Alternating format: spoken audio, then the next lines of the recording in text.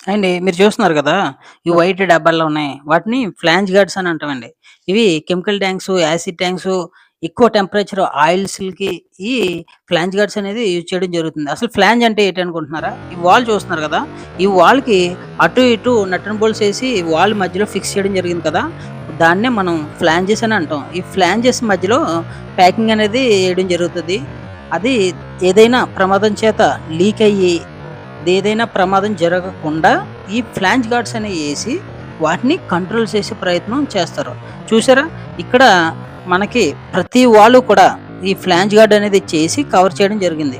Flange పైనొకటి, కిందొకటి. ప్రతి వాళ్ళకి పైనొకటి, కిందొకటి ఈ ఫ్లాంజ్ గార్డ్స్ అనేవి ఏయడం జరిగింది. ఈ ఫ్లాంజ్ గార్డ్ ఉండడం వల్ల ఏదైనా ఫోర్స్‌గా మన పైకి వచ్చే ప్రమాదాలు ఏమన్నా ఉంటే అటువంటియి కంట్రోల్ చేయబడతాయి. దానికోసమనే ఈ ఫ్లాంజ్ గార్డ్స్ అనేవి యూజ్ చేయడం జరుగుతది. మన యొక్క మెటీరియల్‌ని బట్టి ఈ ఫ్లాంజ్ కట్స్ అనేవి కూడా మార్చుకోవచ్చండి. కెమికల్స్‌కి ఒక రకమైనవి, అలాగే ఆయిల్స్‌కి హై టెంపరేచర్ ఉన్న ఆయిల్స్‌కి ఒక రకమైన ఐరన్ అని, మన యొక్క కెమికల్స్‌ని, యాసిడ్స్, టెంపరేచర్ ఉన్న ఆయిల్స్‌ని బట్టి మనం మార్చుకోవచ్చండి. మన వీడియో నచ్చినట్టయితే మన ఛానెల్‌ని సబ్స్క్రైబ్ చేసుకోండి. లైక్ అండ్ షేర్ చేసి కామెంట్ రూపంలో మీరు అనుకున్నది తెలియచేయండి.